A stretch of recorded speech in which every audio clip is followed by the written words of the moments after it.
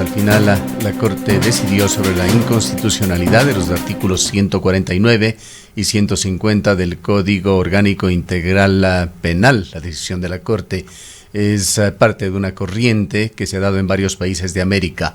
Con diversos matices se ha legislado en el mismo sentido que lo que hizo la Corte Constitucional de Ecuador. Brasil, Colombia, Chile, Bolivia, Argentina, Guyana, Panamá, Cuba y Uruguay tienen similar legislatura. Damos la bienvenida al abogado Salim Saidán. Él es miembro del Instituto Iberoamericano de Derecho Constitucional. Tiene una maestría en Derecho Constitucional por la Universidad Andina. Abogado Saidán, le damos la bienvenida. Quisiéramos conocer desde su punto de vista qué importancia y qué implicaciones tiene la decisión de la Corte Constitucional del día de ayer. Un buen día, Gustavo, Rosana. Gracias por la invitación y un saludo también a través de ustedes a toda la comunidad que nos ve a través de redes sociales y de los medios de comunicación, ¿sí? Lo primero que yo quisiera mencionar, Gustavo, es que definitivamente se trata de un asunto sumamente sensible, ¿no? 16 millones de adolescentes entre los 15 y 18 años, ¿sí? Y 1 millón de niñas menores de 15 años dan a luz cada año, ¿sí? Es la cuarta causa de muerte de adolescentes, la que está asociada al embarazo, parto o posparto, ¿no? Entonces, hay que tener sensibilidad frente a esta problemática, ¿sí? No cabe duda. Sin embargo, yo creo que en este caso la discusión va más allá de los derechos, ¿sí?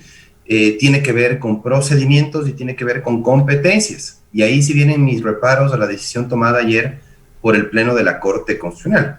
Yo soy partidario de que el aborto por violación sea un aborto no punible, que no sea castigado desde el punto de vista penal. Pero ¿quién tiene que discutir aquello para que justamente la redacción sea cuidadosamente examinada? La Asamblea Nacional. ¿Qué tiene que hacer la Corte Constitucional en estos temas penales, ¿sí? En donde sin duda, tenía que existir una redacción muy cuidadosa del artículo 150, numeral 2 del Código Orgánico Integral Penal. ¿Qué es lo que dice este artículo, Gustavo y Rosana? Yo le invito a la ciudadanía a informarse bien para adoptar una posición respecto a este tema tan complejo. Usted tenía dos artículos del Código Orgánico Integral Penal que fueron demandados como inconstitucionales. El artículo 149 y el artículo 150, ¿sí? ¿Cuál fue la trampa, la manipulación que en este caso promovieron ciertos grupos de activistas? ¿Cuál fue la trampa? Porque yo no puedo tomarla de otra manera. Claro, vender la idea de que las niñas no son madres y que será ley. Básicamente que la discusión se enfocaba solamente en que las adolescentes no podían ser madres.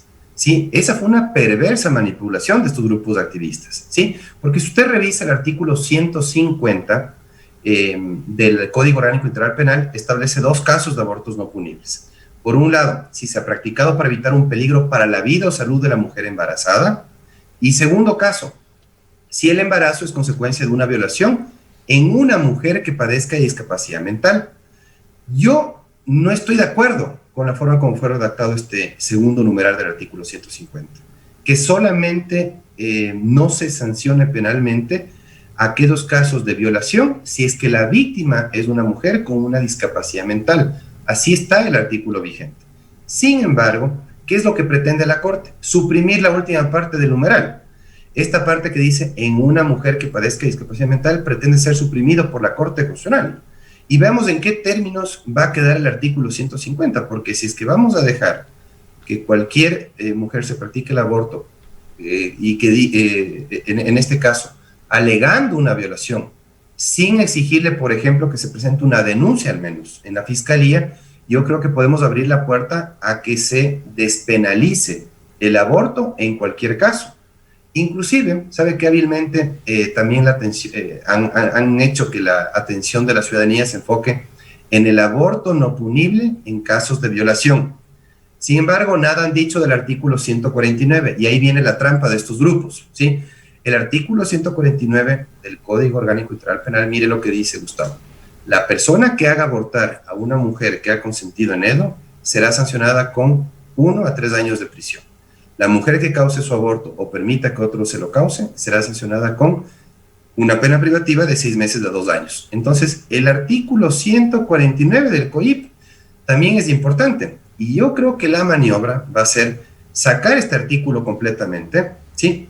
Para que quede sin castigo el aborto, y dejar el artículo 150 abierto, si el embarazo es consecuencia de una violación. ¿Cómo sabemos si realmente eso es cierto? Porque usted comprenderá, Gustavo, que puede pasar que en un caso determinado una mujer quiera practicarse el aborto, pero que no haya sido víctima de violación, ¿sí? Y mienta. ¿Qué pasa si es que miente? Todo el mundo puede mentir. Hombres y mujeres podemos mentir, ¿no es cierto? ¿Qué pasa cuando una mujer miente diciendo que ha sido víctima de violación? Se practica el aborto. ¿Hay alguna consecuencia para ello? Entonces, este tema es complejo. Abogado Saidán, usted toca un aspecto sumamente importante y es el tema de competencias institucionales. La Corte Constitucional, hasta donde entendemos, y esto le agradeceríamos nos aclare, lo que puede y debe hacer es pronunciarse con respecto a la constitucionalidad o inconstitucionalidad de los artículos que son parte de cuerpos legales, particularmente de la Constitución de la República, pero la redacción de estos artículos, la concepción que está por detrás de los cuerpos legales y de lo que de los contenidos que tienen los artículos de los mismos son efectivamente competencia de la Asamblea Nacional. ¿Hasta dónde va la decisión tomada el día de ayer por la Corte? ¿Y cómo finalmente tendrán que ser redactados estos artículos y por quién? Justamente yo quisiera sumar, doctor Saidam, a esa inquietud que yo personalmente la tenía, es luego de esta resolución de la Corte Constitucional, efectivamente el proyecto debe volver a la Asamblea Nacional, o cuál es el procedimiento en este caso, precisamente para tomar y tener mayor claridad sobre estas inquietudes a las que usted ha hecho referencia. Sí, importantes preguntas las que me formulan Gustavo y Rosana. Primero, yo les diría que la ciudadanía tiene que saber que la competencia de la Asamblea Nacional, según el artículo 120 de la Constitución, es expedir, reformar, derogar las leyes, los códigos, ¿no es cierto? Entonces, en este caso, ¿qué es lo que tienen ustedes? A una Corte haciendo eso. ¿Por qué se da esto? Porque la Corte Constitucional, al menos la actual, no ha entendido cuáles son sus competencias. Yo les invito a los jueces a leer el artículo 436 de la Constitución. Ahí tienen la lista de 10 competencias que ellos pueden ejercer. Ni más ni menos, tienen que cumplir con su responsabilidad, sin invadir esferas de competencia del legislador. En este caso, ¿qué es lo que se ha puesto de moda en el Ecuador? Una opción en temas de control de constitucionalidad es justamente aceptar las demandas a través de sentencias estimativas. Otra opción es rechazar las demandas a través de sentencias desestimativas. Es decir, puedo mantener el artículo porque considero que es constitucional, o puedo expulsarlo del ordenamiento jurídico porque considero que es contrario a la Constitución. Esas dos opciones existían, ¿no es cierto? Se inventaron una solución intermedia, que son las sentencias manipulativas o atípicas, ¿sí? Y con este pretexto de las sentencias manipulativas, ¿qué es lo que tiene usted? Tiene a una Corte que legisla, básicamente una Corte que legisla, una Corte que reforma. Ese es el deber de la Corte Constitucional. A mí me parece penoso que la Corte esté cambiando textos, añadiendo cosas, quitando cosas de los códigos y de las leyes. Esa no es su competencia. Entonces yo creo que sí es importante que los jueces se enmarquen su actuación en su ámbito de competencia, que no desborden su ámbito de competencia, invadiendo esferas de competencia de la Asamblea. Lo que usted me decía, Rosana, esta sentencia, una vez ya redactada, notificada, digamos ya por escrito, ¿vuelve a la Asamblea? No vuelve a la Asamblea, ¿no? Salvo que la Corte Constitucional habría expedido una sentencia exhortativa, que es lo más respetuoso del ámbito de competencia de la Asamblea, ¿no? Exhortarla a que realice cambios legislativos que vayan conforme con la Constitución, es lo que podría hacer la Corte. Pero aquí me parece que la opción por la que optó es una sentencia reductora. Van a quitar la última parte del artículo 150, numeral 2 del Código Orgánico Integral Penal, para que no sea solamente las mujeres con discapacidad mental que han sido violadas quienes puedan practicarse el aborto, sino también lo puedan hacer cualquier tipo de víctima de violación. ¿Cómo comprobamos eso? Es lo que les digo, es lo complejo del asunto, ¿no? No es que yo le pido, sí, declare nomás que usted fue víctima de la violación y eso es suficiente, no. Y tampoco podemos ir al otro extremo, ¿no? Esperemos sentencia ejecutorial, porque tendríamos que esperar 6 meses, 1 año, 2 años, ustedes saben lo lenta que es la justicia penal en el Ecuador, para que pueda practicarse el aborto. Eso también es absurdo. ¿Qué era lo razonable? Que le exijan una denuncia al menos a la víctima de violación para que pueda practicarse el aborto sin ser sancionada penalmente. Usted, doctor Saidán, ha sido crítico en las redes sociales, ha sugerido de alguna manera una manipulación en los sorteos en la Corte Constitucional, por lo menos esa lectura ya en el plano personal me queda, y un cierto favoritismo del juez Ramiro Ávila, en quien quedan decisiones claves. Justamente allí es en donde o entrarían cuestionamientos con respecto a competencias y a la observación o no de procedimientos. ¿Por qué le queda a usted esta sensación en la serie de decisiones polémicas en general, debemos decir, vistas con buenos ojos por la ciudadanía con respecto a lo que ha venido haciendo la Corte Constitucional? Yo creo que no podemos hacer un señalamiento categórico en el sentido de hay manipulación o no hay manipulación, pero sin duda despierta sospechas, y son las que yo públicamente las he transmitido. A mí me llama muchísimo la atención que el juez ponente sorteado sea el juez Ramiro Ávila cuando se trata de causas que él ha defendido. Ejemplo, el aborto, el caso de matrimonio igualitario. Esta no es la primera vez. Resulta que justamente las causas que él ha defendido son las que salen sorteadas para él. A mí me daba muchísimo la atención. Yo creo que se necesita una investigación en la Corte Constitucional. Yo creo que esos sorteos tienen que ser investigados porque la Secretaría General, que en este caso ha dicho que supuestamente hace sorteos automatizados con el avance tecnológico, no hay posibilidad de manipulación. Yo creo que tienen que transparentar esa información, porque a mí me llama muchísimo la atención la suerte que tiene el señor Ávila, ¿no?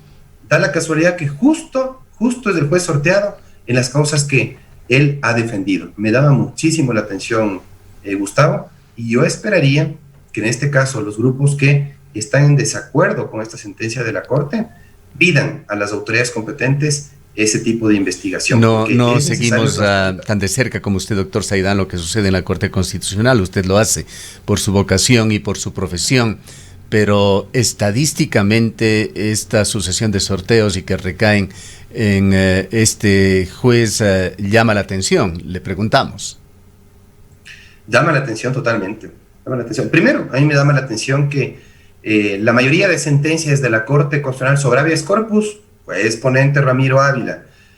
Matrimonio igualitario, juez ponente Ramiro Ávila, cuando él inclusive intervino, me parece, con un amicus curiae en Cuenca. Me parece que justamente en Cuenca presentó, dentro del trámite de una acción de protección, un escrito apoyando la causa del matrimonio igualitario. Entonces, ¿qué es lo que uno espera de un juez que ya ha asumido una posición preestablecida? ¿Y estos sorteos, doctor Saidán, se realizan con alguna formalidad, con algunas exigencias, con estrictez para efectivamente dejar que el azar defina cuál de los jueces se convierte en ponente de una o de otra causa? Supuestamente cambiaron el sistema a un sistema automatizado, en el que no hay lugar a manipulación, nos han dicho los jueces de la Corte Constitucional.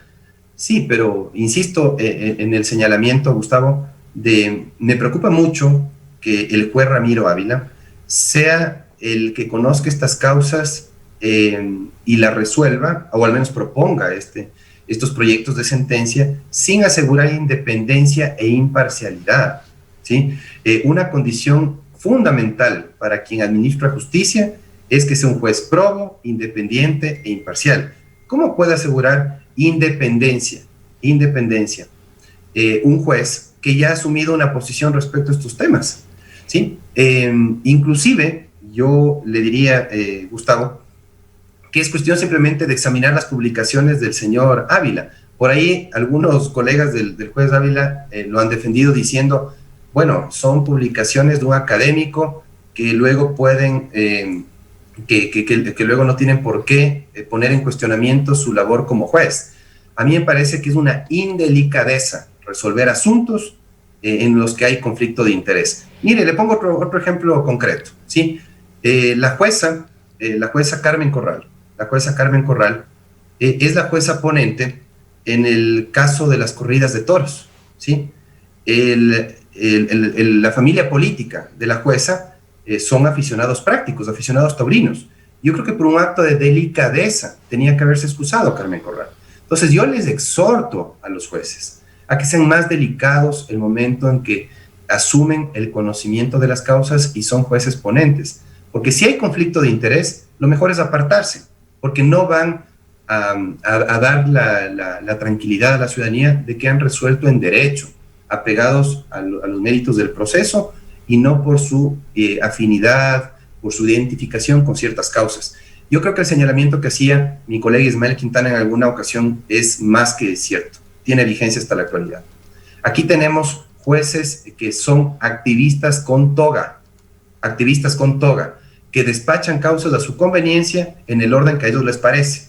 Mire, le pongo un ejemplo concreto. En 2015 se presentó una demanda de inconstitucionalidad por parte de Daniela Salazar, curiosamente ahora vicepresidenta de la Corte Constitucional, y también por Farid Simon, con respecto a la preferencia materna para la custodia de los hijos, ¿sí? La preferencia materna en la custodia de los hijos. ¿Qué es lo que tuvo en ese caso como respuesta de la Corte? Nada, hasta ahora no se pronuncia la Corte. Imagínense cuántos años han pasado 6 años y la Corte no despacha ese asunto.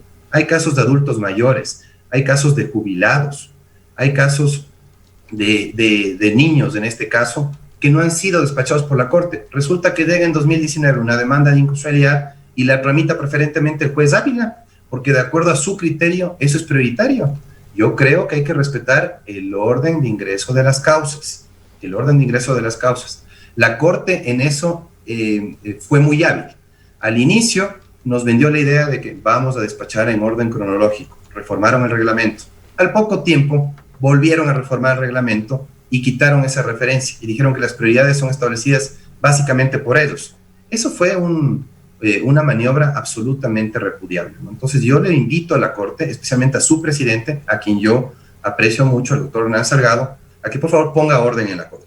Definitivamente este tipo de cosas no pueden pasar. Para dejar quizá con un poquito más de claridad a nuestros oyentes, doctor Saidán, ¿qué tan a tono queda el tema de la despenalización del aborto en Ecuador con esta intervención de la Corte con respecto a lo que nos permitiríamos referirnos el pensamiento contemporáneo sobre derechos y libertades? Usted tiene un derecho de libertad en el artículo 66 de la Constitución que se refiere a que cada persona tiene la libertad de decidir cuándo y cuántos hijos tener. Seguramente ese será el derecho de libertad que invoque la Corte Constitucional en la motivación de esta sentencia.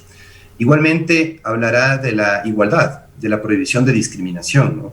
Para justificar justamente la extensión del aborto no punible en cualquier caso de violación, no solamente cuando la víctima es una mujer con discapacidad mental, que es lo que está vigente. Uh-huh. Entonces, yo insisto, yo estoy de acuerdo con que se despenalice, yo estoy de acuerdo con que el aborto no punible sea en el caso de un aborto por violación, sea en el caso de violación. Estoy de acuerdo con eso. No estoy de acuerdo con el mecanismo ni que se resuelva cuando le parece al juez Ramiro Ávila. Entonces, volviendo al tema de lo que usted me dice, ¿cómo queda?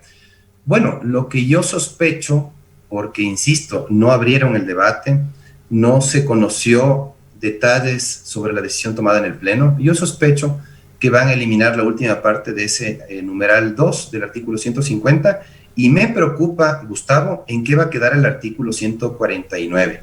El 149 habla del aborto consentido. Si es que suprimen todo el artículo, yo creo que prácticamente van a despenalizar el aborto en general. Entonces veamos en qué términos va a redactar la sentencia el juez Ávila y los jueces que lo apoyan, que fueron los 6 jueces que hicieron mayoría en este caso. Lo importante es que la ciudadanía sepa que no es que se legalizó el aborto. Escuchaba a una activista pro vida afirmar que se estaba legalizando el aborto. No se está legalizando el aborto. Legalizar el aborto implica la formulación de políticas públicas, promover prácticamente la práctica del aborto, ¿sí?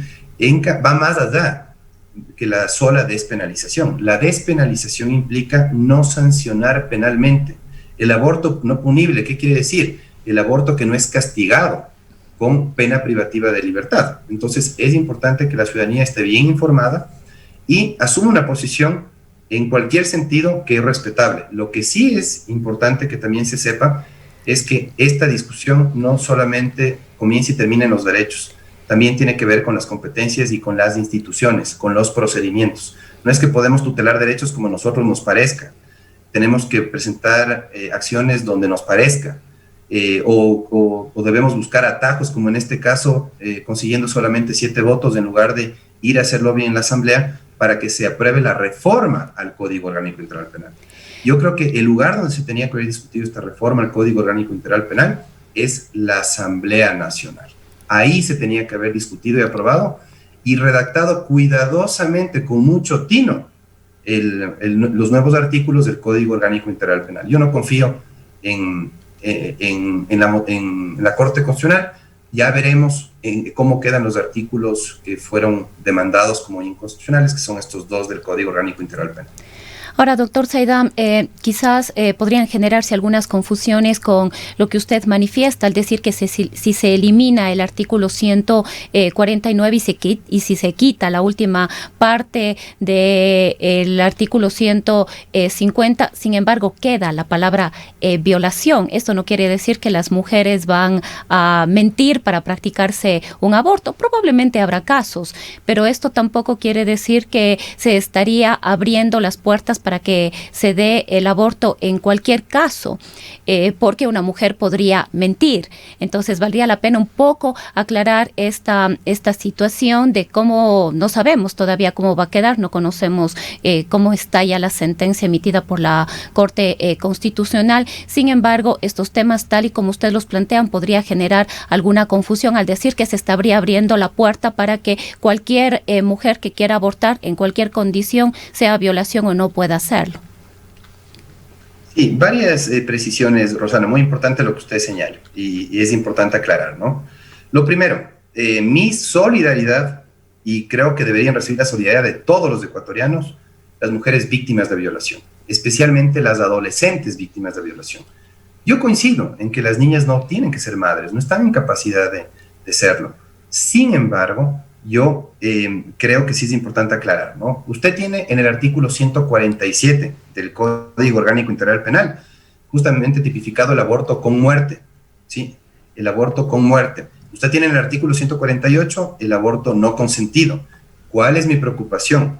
El artículo 149, si se elimina, que es el aborto consentido, podría abrir las puertas para que justamente se practique el aborto en otros casos, ¿sí? Por eso es que hay que poner atención en este artículo. No es un artículo inocente. El aborto consentido es un artículo que yo considero debería permanecer vigente. Veamos qué dice la Corte. Si es que lo elimina, abre las puertas para la práctica del aborto en otros casos, ¿sí? Mire, por ejemplo, el artículo 148, que es lo que dice: aborto no consentido. La persona que obligue, fuerce o haga abortar a una mujer que no ha consentido en ello, será sancionada, bueno, con una pena privativa, ¿no? Y el aborto del 149 es cuando es consentido. La persona que haga abortar a una mujer y la mujer que cause su aborto será sancionada. ¿Qué pasa si no se sanciona a la mujer que causa su aborto? Se está abriendo la posibilidad de que se practique el aborto, en muchos casos más. Entonces, no es poca cosa el artículo 149. Y además de eso, creo que hay otra cuestión importante. Insisto en este señalamiento. Dentro de los casos de práctica del aborto, tendremos a mujeres que efectivamente fueron víctimas de violación. Mi solidaridad a ellas, no pueden ser revictimizadas, no se les puede forzar a continuar con el embarazo. Se les tiene que dar la posibilidad de interrumpir su embarazo para no ser revictimizadas, para no ser víctimas de tortura psicológica. Efectivamente existe tortura psicológica en casos de violación. Y más atroz todavía, obligarle a que tenga, a que continúe con su embarazo y a que tenga un hijo producto de su violación. Efectivamente es atroz eso. Sin embargo, ¿qué es lo que puede pasar? ¿Qué es lo que digo?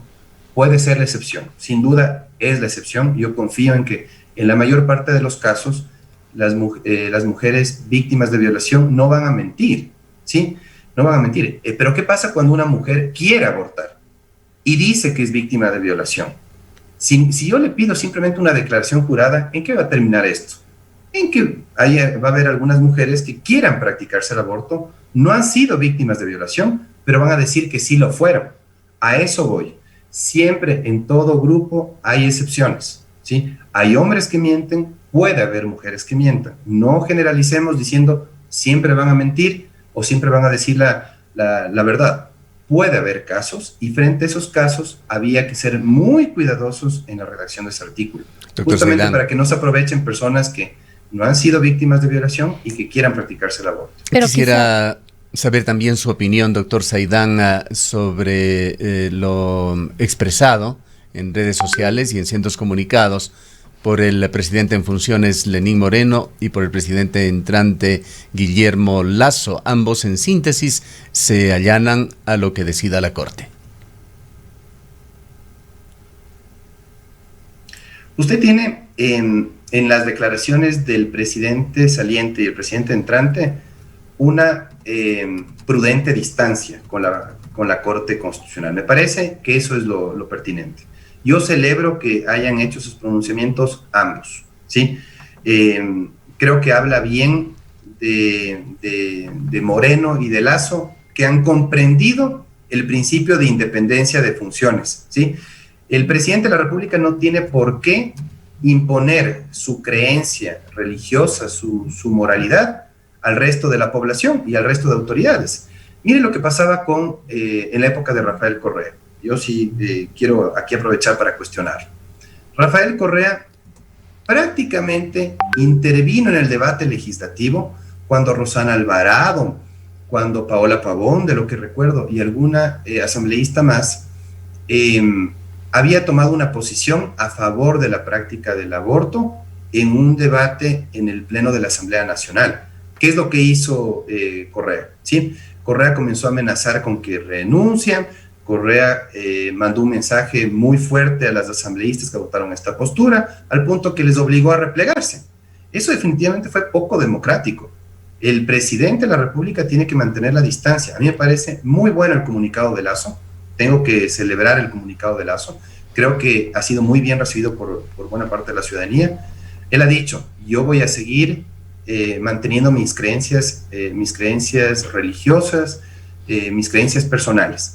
Pero esa creencia personal no va a ser impuesta cuando yo sea gobernante. Me pareció un potente mensaje diciendo que va a respetar el sistema republicano, los valores democráticos y que hay que aprender a vivir en democracia. Pero justamente aprender a vivir en democracia, ¿qué implica? A que los distintos grupos que defendemos causas respetemos los procedimientos, respetemos las competencias y no busquemos atajos. Porque resulta que si yo pido que por favor se trate primero mi caso del 2019, en desmedro de otros que están antes, en el 2015, 2016, estoy afectando otras causas. Entonces yo les pido a los grupos feministas que tienen todo su derecho de manifestarse para proteger los derechos de las mujeres. Me parece valiosa su lucha, nadie discute eso. Sin embargo, yo creo que no pueden afectar otras causas. Y lo que están haciendo es buscar primero que a la fuerza se aprueben las cosas, ¿sí? Y básicamente juzgando a quienes adoptan una posición contraria. Yo creo que es muy respetable la posición que tienen los grupos conservadores, siempre y cuando los grupos conservadores también respeten a los grupos feministas. Creo yo que los grupos enfrentados en este caso tienen que aprender a vivir en democracia, tienen que tomar en cuenta el mensaje del presidente electo. Doctor Saidán, quisiera también su opinión sobre otra decisión que tomó la Corte, un tema de menor importancia filosófica, diría, que tiene que ver con el Instituto Ecuatoriano de Seguridad Social. ha trascendido en los últimos días estudios realizados por expertos con respecto al IES, una entidad que se encuentra en alto riesgo. Y justamente el tema de las pensiones jubilares es lo más delicado. Podría el IES ya no tener la capacidad de pago el próximo año, dice este estudio.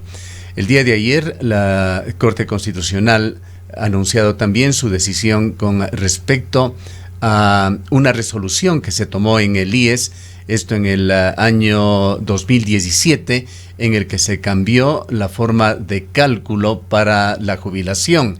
Se estableció un método geométrico en el cual, en definitiva, lo que se intentaba era evitar incrementos injustificados, y en el resultado final se disminuyó el valor de la pensión jubilar de los afiliados que llegaban ya a esta etapa. Ahora, con la resolución de la Corte, se volverá al método anterior, que toma en cuenta el promedio de los salarios de los 5 mejores años. Esto va a tener un impacto importante en la economía del IES. Quisiéramos su comentario sobre esta resolución. Importante decisión. Yo creo que tenemos que ser objetivos en los análisis y yo celebro esa decisión de la Corte Constitucional, ¿sí? Y confío en la decisión de la Corte Constitucional, voy a decirlo de manera muy franca y abierta, porque dentro de la Corte Constitucional está Carmen Corral, a quien yo hacía referencia hace un momento, que es especialista en seguridad social, ¿sí? Yo estoy seguro que en este caso la decisión de la Corte es una decisión respaldada en lo técnico, ¿sí? Y justamente cuestionando el manejo irresponsable de los anteriores gobiernos respecto al IES, ¿sí? Era la caja chica del gobierno de turno. Lastimosamente a eso fue convertido justamente el IES. Entonces, la situación en la que se encuentra el IES, al borde de la quiebra, ¿sí?, que nos hace pensar que en el año próximo ya no podría pagar pensiones jubilares, podría de algún modo contenerse con esta decisión de la Corte Constitucional que yo celebro. Me parece que en ese caso sí ha sido un acierto lo que ha resuelto la Corte, ¿sí?, al cambiar la fórmula, y creo que responde a algo técnico. Es un asunto también harto complejo, no quisiera ahondar porque no es mi especialidad la seguridad social, pero sin duda creo yo que la justicia constitucional en este sentido ha tenido un acierto digno de reconocimiento. Y una pregunta de orden sobre este mismo tema. ¿Qué va a suceder con aquellos jubilados que se jubilaron, valga la redundancia, entre el 2017 y el 2021? Claro, vamos a tener el problema que tenemos es que hay una deuda del gobierno con el IES, Gustavo, ¿sí? Y una mala comprensión de lo que era el IES, ¿no? Teníamos a presidentes que pensaban que el IES le pertenecía al gobierno y no a los jubilados. Y yo creo que sí es importante que se reafirme el hecho de que pertenece a los jubilados, ¿sí? Puede tener un representante, el Ejecutivo, puede tener algún tipo de incidencia en las decisiones que se toman en el Consejo Directivo, pero sin duda no deja de pertenecer a los jubilados el IES, ¿sí? Entonces, yo creo que es importante que el presidente electo pida informes actualizados sobre esta materia, ¿sí?, los informes actuariales sobre todo, que se empape bien, que se asesore bien y que sobre todo se ponga al día en el pago de las deudas pendientes que tiene con el IES, ¿no? Yo creo que eso le va a dar un poquito más de oxígeno sí, al IES, concretamente para que no se ponga en peligro el pago. Me refería también a que aquellas personas que quedan en este lapso en el cual se ha aplicado esta resolución, que ahora es inconstitucional, si es que tendrán el IES que proceder con una revisión de lo actuado. Habría que revisar alguna regulación, si es que existe en esta decisión alguna regulación transitoria, Gustavo. Habría que revisar prolijamente esa sentencia para ver si justamente establece una regulación transitoria, que sería lo óptimo, ¿no? Pero en este caso, si mal no recuerdo, no me acuerdo si fue el Banco Mundial o el Banco Interamericano de Desarrollo, que justamente publicó un estudio que hay que leerlo. Yo tengo pendiente la revisión de ese material, porque parecería que definitivamente está en una situación crítica el IES, y hay que, por eso mismo, nombrar a los expertos para que estén al frente de este instituto, y que el presidente de la República tome las mejores decisiones, sobre todo en cuanto al privilegiar el pago de esa deuda pendiente al Instituto Ecuatoriano de Seguridad Social, porque justamente el gobierno le debe dinero, ¿no? Bien. Le agradecemos mucho por su presencia. Han escuchado al abogado Salim Saidán, constitucionalista, miembro del Instituto Iberoamericano de Derecho Constitucional. Cuenca, año 2050. Cuando la contaminación y la escasez de agua son problemas en todo el mundo, en Cuenca, Ecuador, todavía se vive tan bien como hace 30 años. Esto gracias a que los cuencanos tomaron decisiones correctas, como la construcción del proyecto hidroeléctrico Soldados Yanuncay, que ha generado 22 megavatios de energía limpia, reguló el caudal del río Yanuncay y garantizó el agua potable para Cuenca y agua de riego para San Joaquín y Baños. Aunque esto parezca ficción, es nuestro compromiso con Cuenca Bicentenaria, el Ecaustro. Juntos generamos agua y energía para la vida.